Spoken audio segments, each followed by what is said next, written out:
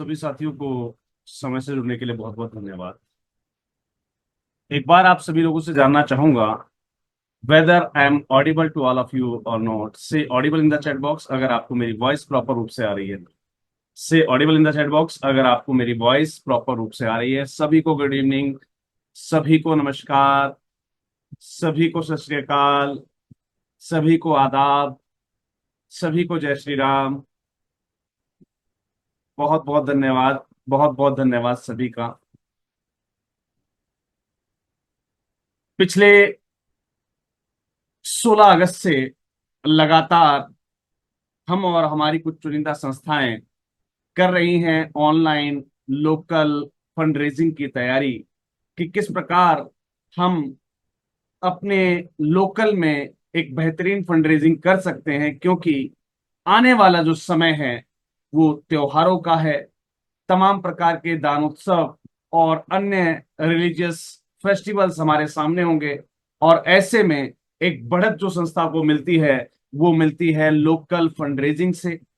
तो आप अपने लोकल फंड रेजिंग को कैसे बेहतर बना सकते हैं, आखिर ये लोकल फंड रेजिंग होती क्या है, इसकी इंपॉर्टेंस क्या है, और कैसे हम अपनी लोकल फंड रेजिंग को बेहतर बना सकते हैं, इन तमाम प्रकार के सवालों पर लगातार पिछले 2 दिनों से हम और हमारी कुछ संस्थाएं प्रयासरत हैं। कुछ ना कुछ जानने का, सीखने का प्रयास कर रही हैं, और साथ ही साथ सीखते हुए हमारी तमाम संस्थाएं जो है फंड रेजिंग भी कर रही हैं। पूनम कुमारी जी शायद कुछ कहना चाह रही हैं, हैंड रेज किया है आपने। आप अपने आप को अनम्यूट कर सकते हैं अगर आपने हैंड रेज किया है कुछ कहने के लिए, अदरवाइज आप हैंड डाउन कर सकते हैं। Thank you, thanks a lot. मैं सबसे पहले मेरी संस्थाओं से जानना चाहूंगा कि क्या आपने कल के टिप्स को फॉलो अप किया। से yes in the chat box अगर आपने कल के टिप्स को फॉलो अप किया है। और वो संस्थाएं जो लगातार हमारे साथ फंड रेजिंग कर रही हैं, एक बार अपना अपना टारगेट, क्योंकि आज एक वीकेंड था, साप्ताहिक छुट्टी का दिन था, तो ऐसे में आपने कितने की फंड रेजिंग की ये भी बताना मत भूलिएगा। जल्दी से मुझे एक बार इंटीमेट कर दीजिए चैट बॉक्स के अंदर कि आपने आज कितने की फंड रेजिंग की है, प्लीज प्लीज। जिस जिस साथी ने आज परफॉर्म किया है वो भी मुझे बताइए कि आपने टास्क को परफॉर्म किया। और जो हमारी साथी P to P fund raising या अन्य प्रकार की फंड रेजिंग में इन्वॉल्व है ऑलरेडी, जल्दी से मुझे चैट बॉक्स में बता दीजिए कि आज आपने कितने की फंड रेजिंग की। चाहे वो नई आशाएं सोशल वेलफेयर फाउंडेशन हो, आज आपकी कितने डोनर मेंबर्स की ज्वाइनिंग है, जल्दी से चैट बॉक्स में लिखकर बताइए। साथ ही साथ हमारी जो है प्रहलाद राम सेन जी जो कि लगातार फंड रेजिंग कर रहे थे, आपका भी सर आज का टारगेट बताइएगा कि आज कितने की फंड रेजिंग की, आज कितने डोनर मेंबर्स आपने नए जो है एड ऑन किए हैं। और साथ ही साथ और भी जो हमारे साथी जिनका मुझे एग्जैक्ट याद नहीं है, तो वो भी आप बता सकते हैं कि आज हमने टोटल कितने डोनर्स को एड ऑन किया है। बिल्कुल, बहुत शानदार। पिंकी जी 730 डोनर मेंबर्स को ऐड ऑन किया, बहुत बढ़िया, बहुत बड़ी बड़ी, मतलब एक कामयाबी की एक नई मिसाल आपने स्थापित की है। आपको और आपकी संस्था को बहुत बहुत शुभकामनाएं। धनवंतरी सोशल फाउंडेशन आज थोड़े से बिजी रहे इसलिए फंड रेजिंग कम हुई, लेकिन फिर भी आज 3100 रुपए की फंड रेजिंग हुई है, बहुत ही शानदार। और हमारी कौन सी संस्थाएं हैं जो आज फंड रेजिंग कर रही थी और आज का उन्होंने क्या टारगेट अचीव किया है, जल्दी से मुझे बता दीजिए चैट बॉक्स के अंदर कि आज आपके कितने नए डोनर मेंबर आपसे कनेक्ट हुए हैं। नई आशा सोशल वेलफेयर फाउंडेशन, बहुत बहुत शुभकामनाएं आपको। 730 एक अनलिमिटेड रिकॉर्ड, एक ऐतिहासिक रिकॉर्ड दर्ज किया है आपने। शायद आज तक मैं जहां भी लॉन्चिंग के लिए गया हूं वहां मैंने भी इतना बड़ा रिकॉर्ड दर्ज नहीं कर पाया था। पिंकी कुमारी जी, टू आपके 2 मेंबर्स एड ऑन हुए हैं, राइट। 730 रुपए की फंड रेजिंग हुई है। Sorry sorry sorry sorry sorry, मुझे शायद इसको पढ़ने में त्रुटि हुई। लेकिन संडे के दिन का अगर आपने सही से उपयोग नहीं किया है, दैट्स ए ध्यान रखिएगा कि बहुत ही नेगेटिव इम्पैक्ट है ये आपकी संस्था की वर्किंग्स पर, क्योंकि संडे का दिन जो होता है वो हमारी सोशल वर्किंग्स के लिए और हमारी तमाम प्रकार की योजनाओं के लिए, हमारी फंडरेजिंग के लिए एक बेहतर दिन होता है। और कैसे ये लोकल फंडरेजिंग की जाती है, इसके ऊपर तमाम स्किल्स, ट्रिक्स और हैक्स के साथ हमारा पूरा लाइव कोर्स लगातार 11 दिनों तक चलने वाला है, जैसा कि आप सभी लोग जानते हैं। और तमाम हमारे एनजीओज ने इस पर्टिकुलर कोर्स के लिए पार्टिसिपेट किया हुआ है। Let me share you my screen, जहां पर हम बात कर रहे हैं लोकल फंडरेजिंग की, फंडरेजिंग के टेक्निक्स की, कैसे हमें इंडिविजुअल डोनर्स को जो है मेंटेन करना है, उनसे कैसे कम्युनिकेट करना है, कैसे हमें कॉर्पोरेट डोनर्स के साथ जो है कोऑर्डिनेट करना है, कैसे हमें अपने प्रोजेक्ट के लिए एक फंडरेजिंग प्लान तैयार करना होता है, कैसे हमें लोकल फंडरेजिंग इवेंट के लिए एक एक्शन प्लान तैयार करना होता है, कैसे हमें इफेक्टिव फंडरेजिंग कम्युनिकेशन स्किल्स की आवश्यकता होती है एक बेहतरीन फंडरेजिंग के लिए, कैसे हम अपने डोनर्स के साथ एक बेहतरीन जो है इफेक्टिव रिलेशनशिप, हम जो है स्ट्रॉन्ग रिलेशनशिप जो है हम मेंटेन कर सकते हैं, वो क्या स्किल्स हैं जो हमें चाहिए कि हम अपनी वेबसाइट को और शानदार डेवलप कर पाए, इंप्रूव कर पाए, कि हम local plus national plus international fundraising अपनी वेबसाइट से ही कर पाए। ऐसी कौन सी वो ट्रिक्स हैं, ऐसे कौन से वो प्लेटफॉर्म्स हैं जो हमारी वेबसाइट से हम कनेक्ट कर सकते हैं और वहां पर हमारा 1 रुपए भी कमीशन नहीं कटता है, पूरा का पूरा डोनेशन, चाहे वो लोकल से हो, चाहे वो नेशनल लेवल पर हो, चाहे वो अब्रॉड से ही क्यों ना आ रहा हो, उसको हम डायरेक्टली अपने अकाउंट्स में जो है ले सकते हैं। कैसे एक इफेक्टिव डॉक्यूमेंटेशन तैयार की जाती है जब हम किसी लोकल फंडरेजिंग के लिए अपना कैंप, कैनोपी या हम डोर टू डोर या फेस टू फेस विजिट कर रहे होते हैं, तो वहां पर हमारे पास क्या क्या डॉक्यूमेंटेशन होने चाहिए जो कि हमारी फंडरेजिंग में इफेक्टिव साबित होते हैं, और कैसे हम अपने एक प्रपोजल के लिए, जिसके लिए हम फंडरेजिंग करने जा रहे हैं, उसके लिए एक ग्रांट राइटिंग हम कैसे कर पाते हैं। ये तमाम स्किल्स सिखाई जाएंगी 16 अगस्त से लेकर 26 अगस्त, जो कि लगातार क्लासेस चालू हैं। और आज उस क्लास का तीसरा दिन है, जहां पर हम आज भी सिंगल टॉपिक के साथ अटके हुए हैं, that is what is local fundraising. पूरा प्रयास करती है राष्ट्रीय एनजीओ महासंघ की टीम, एनजीओ गुरु की टीम, कि आपको बेहतरीन तरीके से सिखाया जा सके कि कोई भी टॉपिक जब तक वो अनक्लियर है तब तक हम नेक्स्ट टॉपिक पर मूव ऑन ना हो। चाहे हमने कमिटमेंट 11 दिनों की क्लासेस क्या किया हो, भले ही हमें इसके लिए 21 दिन लग जाए, लेकिन इस कंसेप्ट को क्लियर करना बहुत जरूरी है, क्योंकि ये कंसेप्ट आपके लिए एक वरदान साबित होने वाला है। क्योंकि जैसे ही हम इस ट्रेनिंग सेशन को खत्म करेंगे, लगातार हमारे सामने काफी सारे त्योहार होंगे और काफी सारे हमारे सामने टारगेट्स होंगे, दान उत्सव होगा हमारे समक्ष, क्योंकि राष्ट्रीय एनजीओ महासंघ लगातार 45 दिन तक दान उत्सव मनाता है और मनाने के लिए हमारी संस्थाओं को प्रेरित करता है। रोजाना नई टिप्स और ट्रिक्स आपके साथ शेयर की जाती हैं, जहां से आप एक बेहतरीन फंड रेजिंग कर सकें। और साथ ही साथ इस क्लास के अंदर जो विशेष चीज है वो ये है कि हम और आप मिलकर कुछ ऐसी नई जगहों के बारे में भी डिस्कस करेंगे। आपके साथ राष्ट्रीय एनजीओ महासंघ वो सारी अपॉर्चुनिटीज शेयर करेगा जहां पर आप अपनी संस्था के लिए मेट्रो सिटीज के अंदर डोनेशन या फंडरेजिंग कैंपेन्स लगा सकते हैं, चाहे वो मेट्रो स्टेशन हो, चाहे वो रेलवे स्टेशन हो, चाहे वो डिफरेंट जो भी उपलब्ध मॉल्स हो। जैसी जिस शहर की अवेलेबिलिटी होगी, उस शहर की अपॉर्चुनिटी आपके साथ शेयर की जाएगी, जिससे कि आप अपनी ट्रेंड हो रही टीम को वहां पर डेप्यूट कर सकें और एक शानदार फंडरेजिंग स्टार्ट कर सकें। इस 15 अगस्त पर हमारी संबद्ध संस्थाओं के लिए राष्ट्रीय एनजीओ महासंघ ने एक विशेष सौगात आप सभी लोगों को समर्पित की। हालांकि उस कार्यक्रम को जब ऑर्गेनाइज किया गया, किसी टेक्निकल फॉल्ट के कारण हम उसको रिकॉर्डिंग सेशन पर नहीं ले सके, लेकिन मैं आप लोगों के साथ बड़े ही गर्व के साथ जो है आप सभी लोगों को सूचित करना चाहूंगा कि राष्ट्रीय एनजीओ महासंघ ने आपकी फंडरेजिंग के लिए, स्पेशल आपकी फंडरेजिंग के लिए एक नया विकल्प आप लोगों को दिया है, जहां पर आप अपनी संस्था के कार्यों के साथ यदि राष्ट्रीय एनजीओ महासंघ के बारे में अपनी लोकल संस्थाओं को समझाते हैं, बताते हैं, या राष्ट्रीय एनजीओ महासंघ के प्रचार प्रसार में आप सहायक सिद्ध होते हैं, तो ऐसे में आप इस प्लेटफॉर्म के माध्यम से एक शानदार फंडरेजिंग कर सकते हैं, जहां पर कोई भी संस्था जब गेट एफिलिएशन पर क्लिक करती है और एक बेसिक पैकेज के साथ राष्ट्रीय एनजीओ महासंघ की संबद्धता लेती है, तो वहां पर उनको ऑप्शन मिलता है आपकी एफिलिएट ऑर्गेनाइजेशन, यानी कि जिसके माध्यम से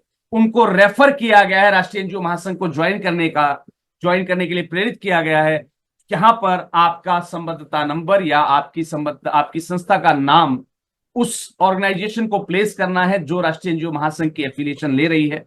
और ऐसे में ये जो राशि है जो राष्ट्रीय एनजीओ महासंघ की एफिलिएशन के लिए, बेसिक एफिलिएशन के लिए अभी ऑफर के रूप में संस्थाओं को दी जा रही है, ये सीधे तौर पर आपकी अपनी फंडरेजिंग होती है जो कि आपको क्रेडिट करवा दी जाएगी।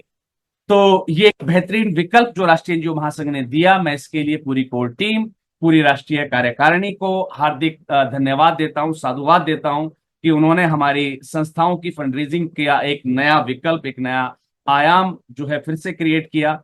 और आप सभी लोगों से मेरी गुजारिश रहेगी कि राष्ट्रीय एनजीओ महासंघ जिस कदर अन्य संस्थाओं, सभी संस्थाओं को साथ लेकर आगे बढ़ने के लिए लगातार प्रेरित है, लगातार संकल्पबद्ध है कि हमारी संस्थाओं को कैसे कामयाबी की ओर अग्रसर किया जाए, आप इसके बारे में अपनी लोकल संस्थाओं के साथ एक बार चर्चा आप जरूर करें। और आपका जो भी आप सोशल एक्टिविटी शेयर करते हैं वहां पर राष्ट्रीय एनजीओ महासंघ से जुड़ने के प्रस्ताव को भी आप अब इंडिकेट करना शुरू करें, जिससे कि आप भी हमारे साथ लगातार फंडरेजिंग अपनी संस्थान की कर सके। तो चलिए बढ़ते हैं अपने लोकल फंडरेजिंग के कंसेप्ट की ओर और बात करते हैं उसी टॉपिक की जहां पर हमने लास्ट क्लास में इसको छोड़ दिया था, इसको हमने ड्रॉप आउट किया था। और मैंने आपसे वादा किया था कि मैं फिर से स्टार्टिंग, पहली ही जो हमारी स्क्रीन थी, जो हमारी पहली प्रेजेंटेशन थी, मैं वहीं से एक बार फिर से शुरुआत करूंगा, जिससे कि आपको जरा भी दिक्कत ना हो इस कंसेप्ट को बेहतरीन रूप से समझने के लिए।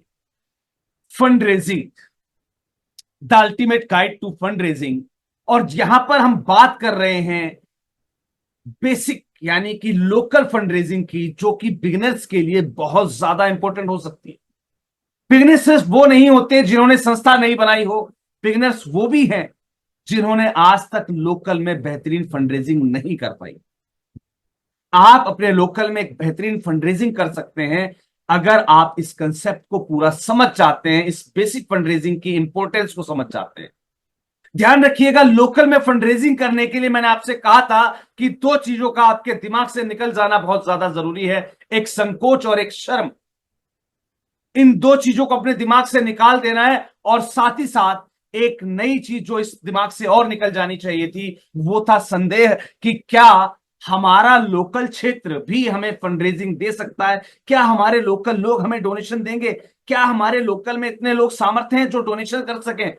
बिल्कुल कर सकते हैं, क्योंकि यही संदेह अपने आप को, अपने दिमाग से आपको मिटा देना है।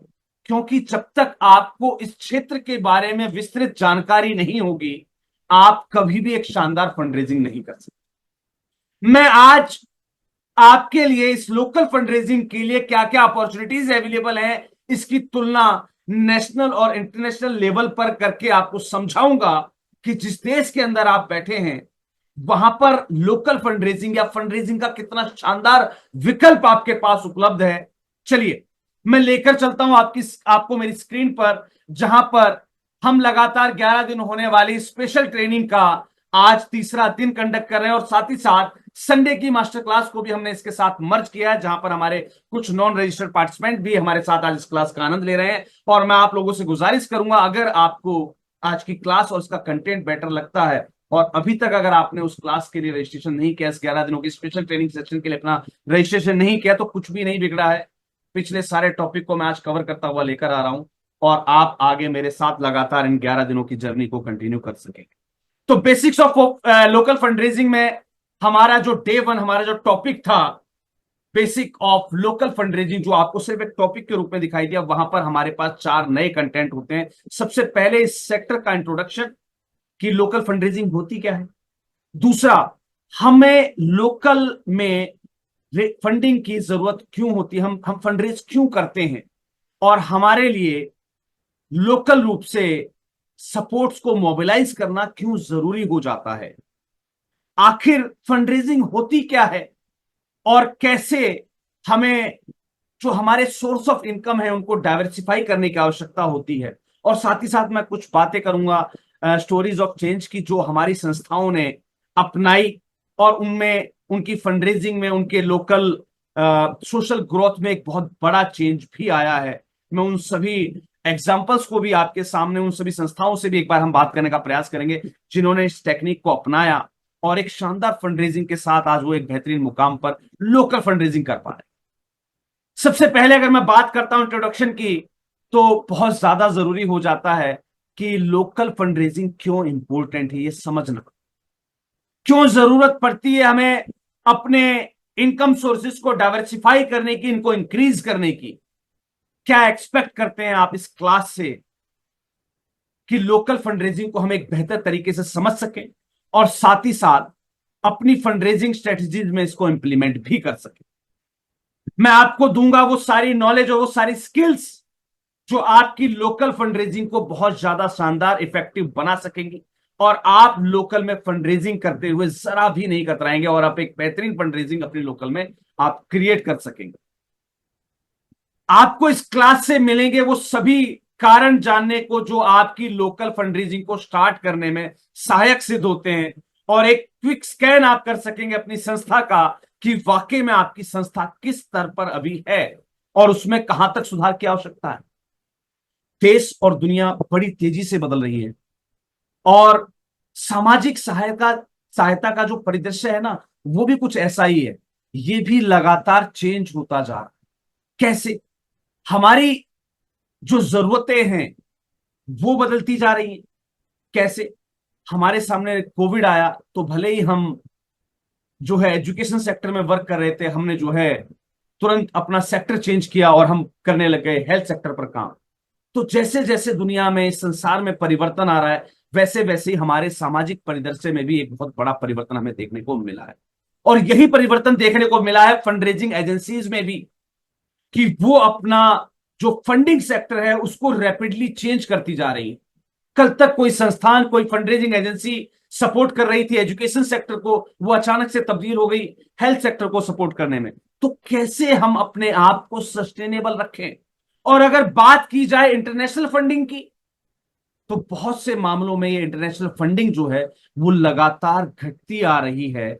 शायद आपने उदाहरण देखा होगा कि तमाम प्रकार के एफसीआरएस और तमाम प्रकार की जो परमिशंस थी काफी सारी संस्थाओं की, वो घटा दी गई, बंद कर दी गई। और इसका बहुत बड़ा इंपैक्ट पड़ा है सोशल सेक्टर पर भी। लेकिन जहां पर एक रास्ता बंद होता है वहां पर एक नया आयाम शुरू हो जाता है, एक नया विकल्प शुरू होता है। कहीं ना कहीं हम छोटी छोटी संस्थाओं के लिए एक बहुत बड़ा मौका, एक बहुत बड़ी अपॉर्चुनिटी भी हमें मिली है इस इंटरनेशनल फंडिंग को ग्रैब करने में, और वो भी बिना एफसीआरए के। मैं यहां पर बात करूंगा बिना एफसीआरए के। लेकिन इसको करते समय अगर हम बात करें, खतरे भी बहुत हैं, लेकिन हमारी आवश्यकताएं अगर स्पष्ट हैं तो हम उन खतरों को भी मोल ले सकते हैं। और इंडियंस जो है वो खतरों के खिलाड़ी शुरू से माने गए हैं, राइट। सहायता एजेंसियां जितनी भी ये फंडरेजिंग एजेंसीज हैं, सपोर्टिंग एजेंसीज हैं, ये अपना विषयगत और भौगोलिक दोनों ही फोकस को लगातार चेंज कर रही है। कोई फंडरेजिंग एजेंसी कल तक जो है किसी भी रूरल एरियाज को फंडरेजिंग कर रही थी, या वहां रूरल एरियाज के अंदर जो है किसी भी संस्था को सपोर्ट कर रही थी। आज उसने अपना फोकस चेंज कर दिया। क्यों? क्योंकि देश एकदम बदला, कुछ नए विकल्प आए। लाइक आपने देखा होगा कि काफी सारी संस्थाएं आजकल जो है हमारी स्किल ट्रेडिंग की ओर बढ़ गई हैं, क्योंकि तमाम प्रकार के योजनाएं, तमाम प्रकार के कोर्स, कहीं पीएमकेवीवाई के नाम पर, कहीं विश्वकर्मा योजना के नाम पर, कभी स्किल इंडिया के नाम पर, कभी किसी और नाम पर, तमाम जनता को, इस दुनिया को मूर्ख बनाया जा रहा है। लेकिन हम संस्थाएं हैं, हमारा काम है सरकारी की योजनाओं को या सरकारी योजनाओं को धरातल पर लेकर आना, और हम मजबूर हो जाते हैं उन सभी योजनाओं को इंप्लीमेंट करने में और करवाने में। और इसीलिए फंडिंग एजेंसीज का फोकस भी बदल जाता है। जहां पर संस्थाएं लगातार अपने फोकस को चेंज करती जा रही है, वहां पर फंड रेजिंग एजेंसीज भी अपने फोकस को चेंज करती आ रही है। अगर ये उदाहरण देखा जाए तो भारत भारत के अलावा ब्राजील और दक्षिणी अफ्रीका जैसे देशों में जो उभरती अर्थव्यवस्था है, उनसे ग्लोबल फंड रेजिंग जो है वापस ली जा रही। पता है इंटरनेशनल फंडिंग को ब्लॉक किया जा रहा है इन उभरती अर्थव्यवस्थाओं में। और ऐसे में अगर हम इस मुद्दे को थोड़ा सा बारीकी से समझने का प्रयास करें तो हम छोटी छोटी संस्थाओं के लिए एक बेहतर विकल्प साबित होने वाला है यही फाउंडेशन। ये जो फाउंडेशन गवर्नमेंट ने दी है, एफसीआरए बंद कर रही है, विदेश से फंडिंग लेना मुश्किल हो रहा है, लेकिन अगर आप छोटी सी ट्रिक्स और हैक्स को यूज कर ले तो आप विदेश की फंडिंग को बड़े ही शानदार तरीके से ले सकते हैं। क्योंकि जिसे वहां से पैसा भेजना है वो भेजने के तमाम तरीके और विकल्पों पर गौर कर रहा है। और अगर आपने अपना हथकंडा यहां पर अपना लिया तो एक शानदार फंड रेजिंग आप कर सकते हैं। जिसको यहां फंड की जरूरत है विदेश से, उसे फंड लेना है, तरीका कोई भी हो, तो यहां पर आप एक मीडियन के रूप में भी काम कर सकते हैं और एक शानदार फंड रेजिंग अपनी संस्था के लिए भी आप कर सकते हैं अगर आप इन कंसेप्ट को समझ जाते हैं। जैसे जैसे ये डिफरेंट डिफरेंट सेक्टर्स चेंज होते जा रहे हैं, वैसे वैसे जो हमारा जो नागरिक समाज है, हमारी जो कम्युनिटीज हैं, उन पर एक प्रेशर भी बढ़ता जा रहा है। क्यों? संस्थाओं को फंड नहीं मिल रहा गवर्नमेंट से, संस्थाओं को फंड ब्लॉकेज किया जा रहा है जो है विदेशों से। ऐसे में एक प्रेशर बढ़ा है कहां पर? लोकल डोनर्स पर, लोकल फंडरेजर्स पर, लोकल सपोर्टर्स पर, राइट। और ये सपोर्ट जो है वो इनको डाइवर्सिफाई भी कर रहा है, हमारे सपोर्टर्स को डाइवर्सिफाई भी कर रहा है। जैसे एक जो लोकल फंडरेजर्स थे, लोकल जो फंडर्स थे, लोकल जो डोनर्स थे, वो स्वतंत्र रूप से अपने डोनेशंस को, अपनी फंडिंग्स को अपनी एक नियत स्थान पर, एक नियत कॉज पर, एक नियत सोशल वर्किंग पर जो है आप इन्वेस्ट करते जा रहे थे। अब वो करना बड़ा टिपिकल हो गया है। वो स्वतंत्रता धीरे धीरे खत्म होती जा रही है। क्यों खत्म होती जा रही है? कुछ संस्थाओं की पारदर्शिता, कि संस्थाएं डोनेशन लेने के बाद पारदर्शिता शो नहीं करती। ऐसे में उसके सामने एक बड़ा विकल्प खड़ा हो जाता है, डोनर के मन में एक संदेह पैदा हो जाता है कि क्या मेरा डोनेशन सही जगह यूटिलाइज हो भी रहा है या नहीं। और दूसरा, जिस प्रकार से आयाम तकनीक चेंज होती जा रही है, एआई आता जा रहा है, तमाम प्रकार के स्किल कोर्सेज आ गए, लॉकडाउन ने, कोरोना ने परिवर्तन चेंज कर दिया, एजुकेशन से ज्यादा इंपॉर्टेंस लोगों की जीवन की दिखने लगी। तो जो लोग एजुकेशन को सपोर्ट कर रहे थे वो एकदम से लाइफ साइकिल की ओर बढ़ने लगे, एनवायरमेंट के ऊपर लोग इन्वेस्ट करने लगे, राइट। तो वो जो स्वतंत्रता थी इन्वेस्टर्स की, वो धीरे धीरे खत्म होती जा रही है जिस प्रकार से चेंजेस आते जा रहे हैं। और जो स्थानीय जो हम फंड रेजिंग कर रहे थे, उनके जो मिशन थे, हमारे जो दृष्टिकोण थे, उनको जो स्थिरता थी वो धीरे धीरे लैप्स होती जा रही है। और इसके परिणाम स्वरूप एक दानदाता या जो धन स्रोत है उस पर हमारी निर्भरता भी कम होती जा रही है।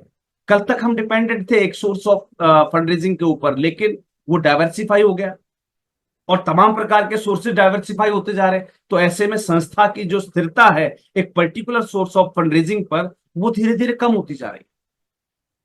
और सरकार का जो दबाव है फंड रेजिंग एजेंसीज पर, वो आप समझ सकते हैं, मैं उनको खुले शब्दों में नहीं कहना चाहता। तो इसके मद्देनजर जो हमारी संवेदनशीलता इन फंड रेजिंग एजेंसीज के प्रति, वो भी कम होती जा रही है। यार, कल तक हम ग्रांट अप्लाई करते थे, हमें उम्मीद होती थी कि शायद हमारी पास हो जाएगी, लेकिन आज जब फंडिंग एजेंसी से इलेक्टोरल बॉन्ड के रूप में पैसा ऐंठा जा रहा है, तो हम किस चीज से उम्मीद करें कि हमें वो ग्रांट सैंक्शन होगी या नहीं होगी। कल तक हम ग्रांट अप्लाई करते थे तमाम प्रकार के जो है मिनिस्ट्रीज में, हमें उम्मीद होती थी कि शायद ग्रांट पास हो जाएगी, लेकिन जिस प्रकार से ये गबन और जो पीएम केयर फंड, अयोध्या मंदिर या इनके नाम पर जो फंड्स को डाइवर्सिफाई किया जा रहा है, बिल्स 2019 से पेंडिंग चल रहे हैं, तमाम प्रकार की योजनाओं को लॉन्च किया जा रहा है, लेकिन उनके नाम पर सिर्फ और सिर्फ डॉक्यूमेंटेशन और खाना पूर्ति की जा रही है। तमाम प्रकार की स्किल योजनाओं के नाम पर गधे तैयार किए जा रहे हैं। ऐसे में हम अपने एक बेहतरीन भविष्य की कामना बिल्कुल भी नहीं कर सकते। मैं अपने शब्दों के लिए माफी मांगूंगा और मांगना भी चाहूंगा। जो मैंने आपसे कहा कि स्किल्स के नाम पर, तमाम योजनाओं के नाम पर जो गधे तैयार किए जा रहे हैं, ये बात एक कड़वा सच है। चाहे वो पीएम हो, चाहे पीएम विश्वकर्मा योजना हो, सिर्फ सर्टिफिकेशन का एक लंबा खेल, एक गंदा सर्कल चलाया जा रहा है।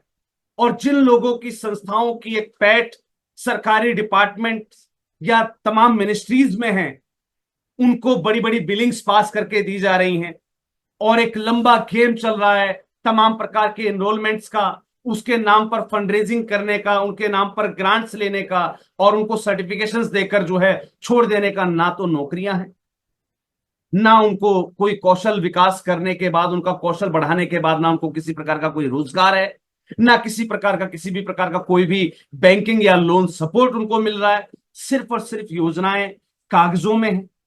लेकिन इसमें सिर्फ सरकार की गलती नहीं है, इसका बहुत बड़ा इंपैक्ट पड़ेगा हमारी संस्थाओं के ऊपर भी।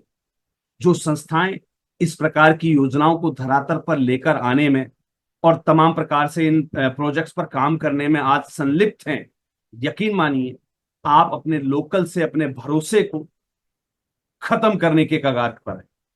जिन लोगों ने आप पर भरोसा किया, अपना समय गंवाया, जब उनको रोजगार, उनको जो है कोई भी बिजनेस, कोई भी उद्योग, किसी भी प्रकार का लोन जब वहां से प्राप्त नहीं होगा, तो उनकी संस्था के प्रति, हम सामाजिक संस्थाओं के प्रति जो विश्वसनीयता है वो कम होगी, और कहीं ना कहीं ये इम्पैक्ट करेगी हमारी लोकल फंड रेजिंग। क्योंकि ये सारे लोग कौन हैं? कोई हमारे पास साउथ से आके ट्रेनिंग करने नहीं आ रहा।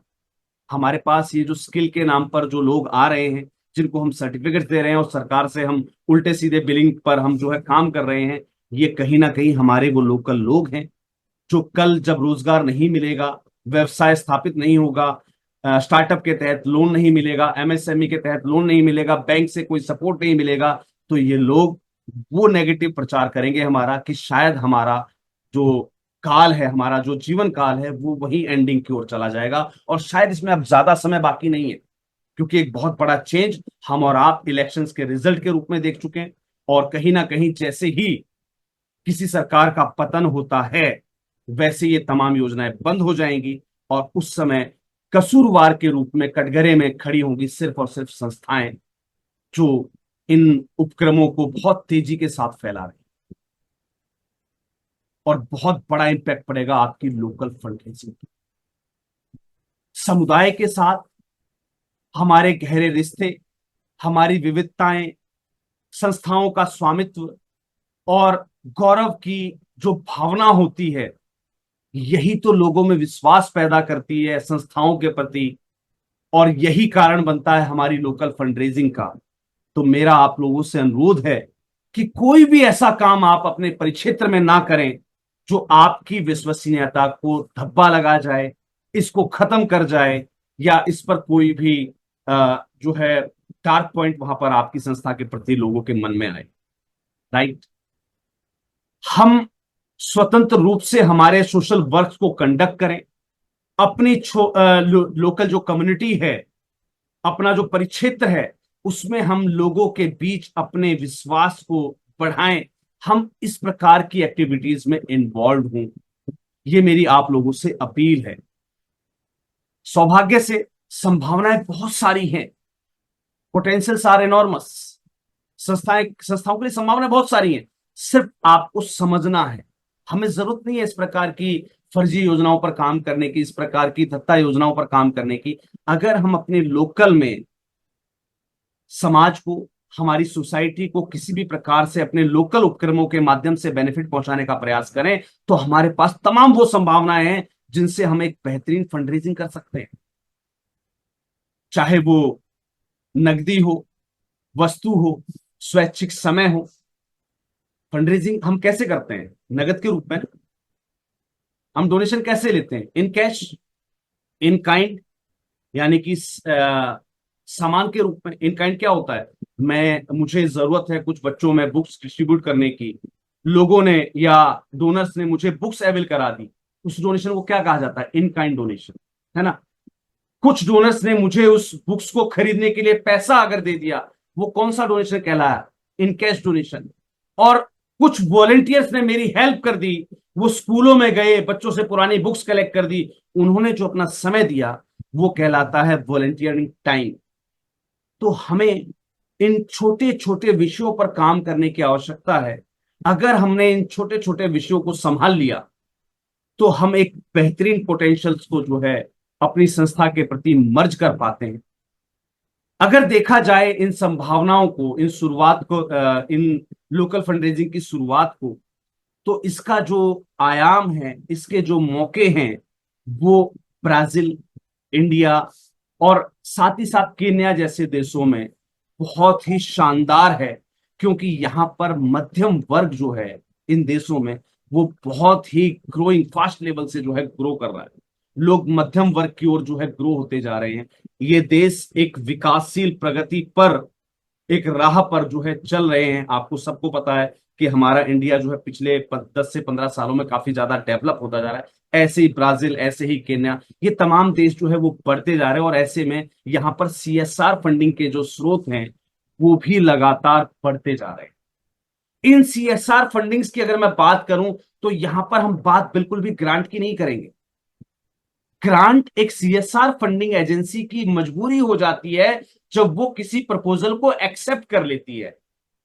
क्यों ना हम लोकल फंड रेजिंग के कुछ प्रोजेक्ट्स बनाएं और हमारी सीएसआर फंडिंग एजेंसीज को मौका दें कि वो हमारे लोकल प्रोजेक्ट को स्पॉन्सर करें। ग्रांट और स्पॉन्सर दोनों अलग चीज हैं। जब मैं एक बड़े प्रोजेक्ट को डेवलप करता हूं और उनके द्वारा मांगी गई ईओआई के अनुसार, यानी कि एक्सप्रेस ऑफ इंटरेस्ट के अनुसार उसको अप्लाई करता हूं, तो मुझे उनकी तरफ से जो सहयोग मिलता है वो कहलाता है ग्रांट। और मैंने उसी फंडिंग एजेंसी को लोकल में एक बेहतरीन कार्य, एक लोकल क्षेत्र में एक बहुत बड़ा बदलाव का एक बेहतरीन प्रपोजल दिया और मैंने उनसे कहा कि आप मुझे इस कार्य के लिए सपोर्ट करें, तो उन्होंने मुझे जो सहयोग दिया वो कहलाया स्पॉन्सरशिप। ऐसे तमाम उदाहरण हैं जो मैं आप लोगों के साथ आज शेयर कर सकता हूं। जब हम बड़े पैमाने पर, एक बड़े स्केल पर एनएचएआई के प्रोजेक्ट के लिए हम आवेदन करते हैं और वहां पर मॉर्थ के अंडर, यानी कि ministry of road transport and highways के अंदर हमें जो प्रोजेक्ट मिलता है प्लांटेशन का, ट्री प्लांटेशन का, वो एक प्रोजेक्ट है, वो एक ग्रांट है। और वहीं हम अपने लोकल क्षेत्र में कहीं किसी लोकल सड़क पर प्लांटेशन कर रहे होते हैं और वहां पर उन प्लांटेशन की रक्षा के लिए, उनको कवर अप करने के लिए, उनको जो है मजबूती प्रदान करने के लिए, उनको सुरक्षा प्रदान करने के लिए हम लोकल एजेंसी से जो हम पेड़ों को कवर करने के लिए हम क्या लगाते हैं, जो लोहे के रिंग्स और वो सब जो हम लगाते हैं, उसके लिए लोकल एजेंसीज हमें सपोर्ट करती है। तो वो क्या कहलाती है? Local sponsorship. क्योंकि वहां पर हम इंडिकेट करते हैं उस डोनर का नाम। तो हम सीएसआर की ये जो संभावनाएं हैं इन प्रगतिशील देशों में, इसको बहुत बेहतरीन तरीके से यूज कर सकते हैं अगर हमें लोकल प्रोजेक्ट डेवलप करना आ गया तो। कैसे हमें लोकल प्रोजेक्ट डेवलप करना है और कैसे उसे अपनी लोकल जो कम्युनिटीज हैं, जो कॉर्पोरेट सेक्टर्स हैं, या जो फंडिंग एजेंसीज हैं सीएसआर की, इनके सामने हमें कैसे उसको प्रेजेंट करना है कि वो इसमें हमें स्पॉन्सर करें। ये जो उभरती अर्थव्यवस्थाएं हैं, ये हमें आगे बढ़ने में सहायक होते हैं। अगर मैं उदाहरण दूं, दुनिया में कहीं और की तुलना में एक सामान्य महीने में हमारे भारतीय सबसे ज्यादा दान करते हैं। कौन सा महीना है बता सकते हैं आप मुझे? कोई भी साथी?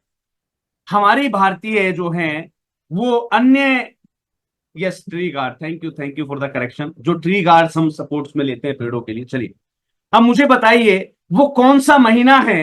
ये एक सर्वे है, मैं नहीं कह रहा हूं। ये 2012 की सर्वे रिपोर्ट आई थी जहां पर 244 मिलियन पीपल ने चैरिटी के नाम पर डोनेशन दिया था, जो कि 2011 की रिपोर्ट, यानी कि जहां पर 163 मिलियन लोगों ने डोनेशन दिया था, उस रिपोर्ट से कहीं ज्यादा बड़ा आंकड़ा था। और ये तो मैं 2012 की रिपोर्ट पेश कर रहा हूं क्योंकि उसके बाद नई रिपोर्ट पेश नहीं हो पाई या फिर वो थोड़ी सी कंट्रोवर्शियल थी। लेकिन मुझे आपको ये बता सकते हैं कि सबसे बेहतरीन वो महीने कौन से होते हैं जहां पर भारतीय सबसे ज्यादा डोनेट करते हैं? Yes, exact. मैं एक बार सर आपकी संस्था का नाम भी जानना चाहूंगा, जिन्होंने रियलमी C11 2021, काफी बेहतरीन नॉलेज है आपकी और मैं हेड्स ऑफ करता हूं आपको कि आप इतना अपने अपने सेक्टर के प्रति इतना इतना अच्छे तरीके से आप अवेयर हैं कि आपको ये पता है कि हमें सबसे ज्यादा एफर्ट किस महीने के अंदर लगाना चाहिए फंड रेजिंग के लिए। Realme C11 2021। आपकी संस्था का सर नाम जानना चाहूंगा, अगर आप बता सकें मेरे साथ शेयर करने में आपको झिझक ना हो तो। यस करेक्ट, सितंबर और अक्टूबर का महीना। यस, सितंबर और अक्टूबर के महीने में इंडियन सबसे ज्यादा डोनेट करते हैं। और ये मैं नहीं कह रहा, तमाम प्रकार की सर्विंग रिपोर्ट्स कह रही हैं। मैं वो रिपोर्ट्स कौन सी हैं या किस आधार पर मैंने आंकड़े आपके सामने रखे हैं, मैं उसके बारे में भी डिस्कस करूंगा। वर्ल्ड गिविंग इंडेक्स, जी हाँ, वर्ल्ड गिविंग इंडेक्स की एक रिपोर्ट कहती है कि चैरिटी में पैसे देने वाले लोगों की संख्या के मामले में ब्राजील 9वें नंबर पर है। Pavsha humanity foundation, thank you thank you thank you thank you. बिल्कुल, मैं आपसे उम्मीद करूंगा सर कि आप जो है कनेक्ट रहिएगा, क्योंकि आज मुझे कुछ सवाल आपसे भी करने हैं। चलिए, चैरिटी में पैसे देने वाले कुछ लोगों की संख्या के मामले में ब्राजील 8वें नंबर पर है, लगभग 34 मिलियन है। और ये रिपोर्ट आज की नहीं है, 3 दिसंबर 2013 की है, जो कि वर्ल्ड गिविंग इंडेक्स के द्वारा दी गई थी और चैरिटी एंड फाउंडेशन प्रेस के द्वारा रिलीज की गई थी 3 दिसंबर 2013।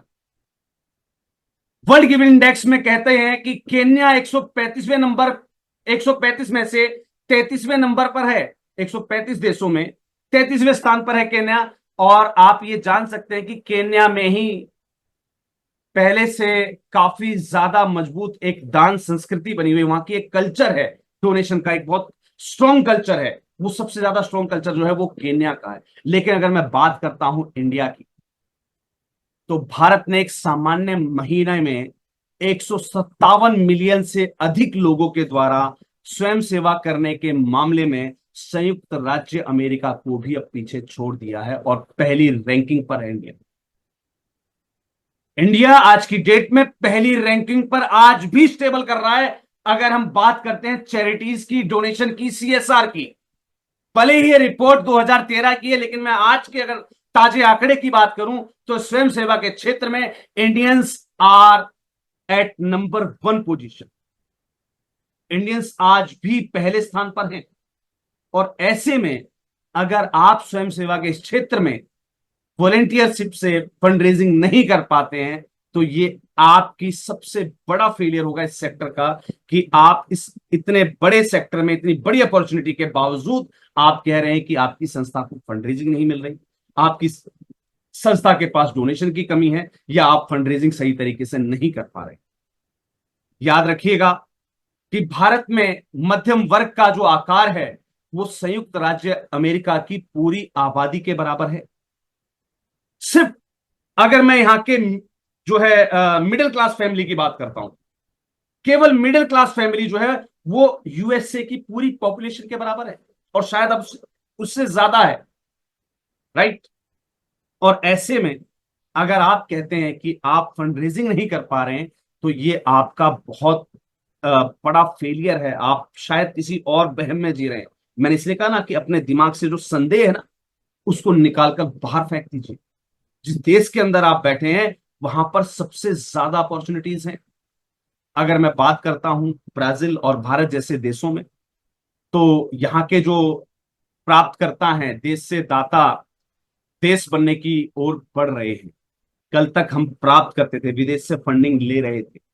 आज ब्राजील और इंडिया जैसे देश विदेशों में फंडिंग दे रहे हैं, डोनेट कर रहे हैं। शायद उसके तमाम उदाहरण आपने देख दिए होंगे, देखे होंगे, जहां हमारे देश ने छोटे छोटे देशों की हेल्प की, चाहे वो श्रीलंका हो, चाहे वो वेस्ट बंगाल हो, राइट, चाहे वो जो है साउथ अफ्रीका हो। इंडिया की तरफ से हेल्प अब पहुंचाई जाती है, और कल तक हम विदेशों से फंडिंग देख रहे थे, केवल ले रहे थे, राइट। तो ऐसी अर्थव्यवस्था के अंदर जीते हुए अगर हम कहते हैं कि हम फंडरेजिंग नहीं कर पा रहे, तो ये हमारी भूल है। हम ये कहते हैं कि इंडिया के अंदर रह के हमें फंडिंग नहीं मिलती, तो ये हमारी भूल है। और इसके अलावा अगर मैं बात करूं तो उभरती अर्थव्यवस्थाओं के क्षेत्र में हमारा जो कॉर्पोरेट सेक्टर है वो बहुत बहुत तेजी से फल फूल रहा है। और कैसे फल फूल रहा है ये बात आप भी जानते हैं, रिचार्ज आप भी करवाते होंगे। मेरा इस बात का मोदी और योगी से कोई ताल्लुकात नहीं है, और ना ही मेरा जियो और रिलायंस से कोई ताल्लुकात है, ठीक है। बाकी आप समझ गए होंगे कि हमारा जो कॉर्पोरेट सेक्टर है वो कैसे फल फूल रहा है, आप अच्छे तरीके से वाकिफ है। और अब भी अगर इस सेक्टर का आप फायदा नहीं उठा पाए, तो आपसे बड़ा मूर्ख कोई नहीं होगा। अधिक से अधिक कॉर्पोरेट कंपनीज अपनी सामाजिक जिम्मेवारियों को निभा रही हैं। हमारी तमाम प्रकार की जो गैर सरकारी कंपनियां हैं, संगठन हैं, वो हमारे लिए एक आय का बहुत बड़ा संभावित स्रोत बन चुके हैं। बस हमें इसको यूटिलाइज करना आना चाहिए। हमें वेट नहीं करना है उनकी ईओआई का, कि कब हमें वो एक्सप्रेस ऑफ इंटरेस्ट निकालेंगे, कब वो अपनी ग्रांट एप्लीकेशन निकालेंगे, तो हम उसके इंतजार में बैठे हैं। क्यों ना हम कुछ ऐसे हैक्स और ऐसे ट्रिप्स सीख लें, ऐसे टिक्स सीख लें, जिससे हम उनके सीएसआर बजट में एक बहुत महत्वपूर्ण हिस्सा बन सकें और अपनी लोकल फंड रेजिंग को बहुत शानदार और बहुत सॉलिड कर सके। और लोकल में एक बार अगर आपने किसी भी कंपनी का दामन अगर आपने थाम लिया, एक छोटे से प्रोजेक्ट पर उस पर काम कर लिया, यकीन मानिए जल्द ही आप उनके बड़े प्रोजेक्ट में भी उनके साथ आप वर्किंग में आप कर पाएंगे। ऐसी आपकी संभावनाएं बहुत ज्यादा प्रबल हो जाएंगी अगर आपने एक बार इन तक आप पहुंच गए।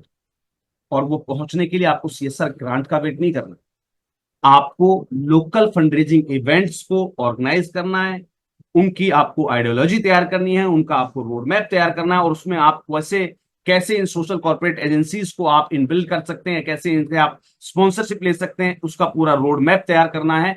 और उसके बाद उनको अपील पहुंचानी है। यकीन मानिए लाखों करोड़ों की फंडरेजिंग देने वाली ये संस्थाएं, ये फंडिंग एजेंसीज आपके छोटे छोटे प्रोजेक्ट को तुरंत स्पॉन्सर करेंगे।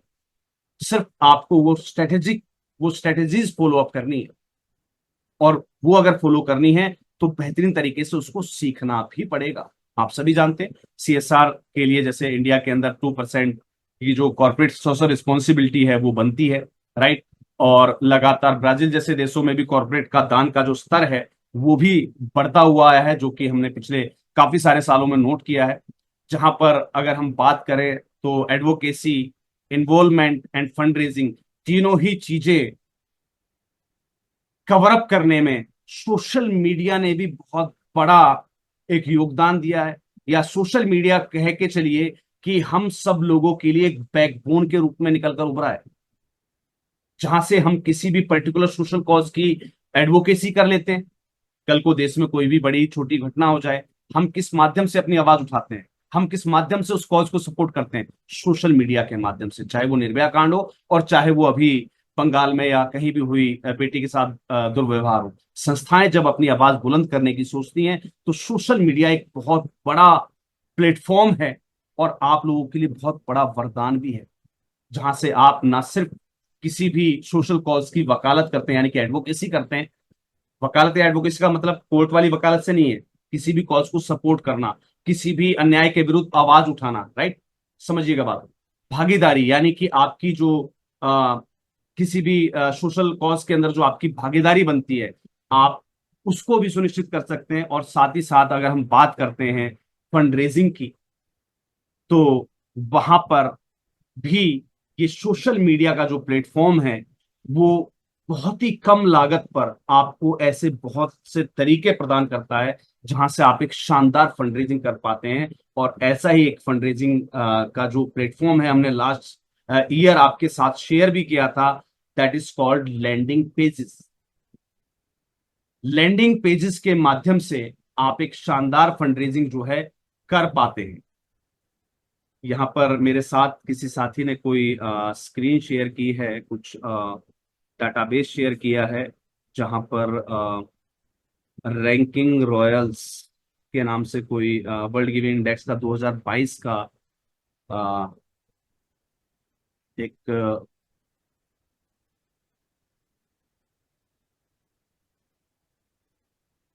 और आप शायद कहना चाह रहे होंगे इसके माध्यम से कि सर इसमें हमें इंडिया नहीं दिखाई दिया, राइट। मैंने कहा आपसे कि मैंने अभी तक 2012 या 2011 के वर्ल्ड गिविंग इंडेक्स की जो रिपोर्ट है उसका सहारा क्यों लिया? मैंने अभी की जो वर्ल्ड गिविंग इंडेक्स है उसकी रिपोर्ट का सहारा क्यों नहीं लिया? मैंने कहा ना कि वहां कुछ कंट्रोवर्सीज है।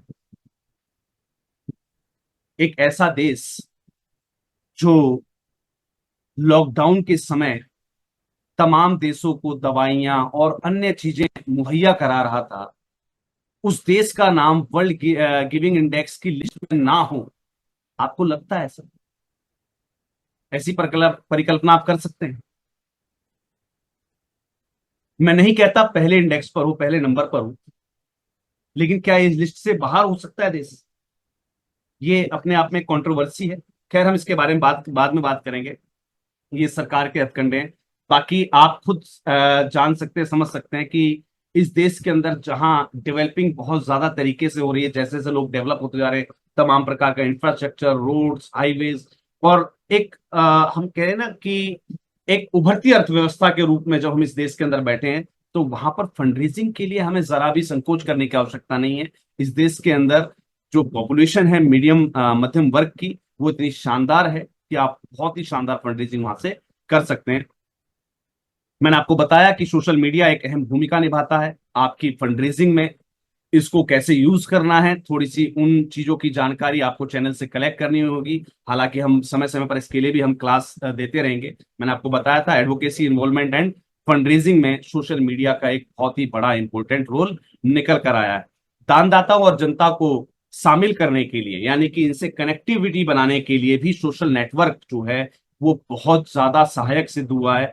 हम तमाम प्रकार के जो है फंड रेजिंग साइट्स और डोनर मैनेजमेंट सॉफ्टवेयर के माध्यम से डिफरेंट डिफरेंट डोनर से जो है वो कनेक्ट हो पाते हैं। और अगर हम बात करें जो हमारे पारंपरिक तरीके थे, राइट, उनको तो इसने बिल्कुल फेल कर दिया है। यानी कि जो पारंपरिक तरीके से हम फंड रेजिंग करते थे उसके मुकाबले अगर देखी जाए तो आज की जो फंड रेजिंग है जो हम सोशल मीडिया के माध्यम से करते हैं वो कई गुना असरकारक है। तो ऐसे में हमें बहुत ज्यादा ध्यान रखना होगा कि हमें अपने स्थानीय संसाधनों को जुटाने में बहुत ज्यादा मेहनत करने की आवश्यकता है। अगर हमने अपने स्थानीय संसाधनों पर वर्क कर लिया तो हम नेशनल और इंटरनेशनल लेवल पर फंड रेजिंग बड़े ही इजी वे में कर सकते हैं। हमें जरूरत है, चाहे वो ज्ञान के आधार पर हो, जो भी संभावित स्थितियां हों उनके आधार पर हो, कि लोकल फंड रेजिंग को हम बेहतर तरीके से समझें और इसमें हम कैश, इन काइंड और टाइम डोनेशन के रूप में हम इसको एनकैश करने के लिए हमेशा तैयार रहें और उसके लिए हम हमेशा प्रयासरत रहें। ये समझना बहुत जरूरी है।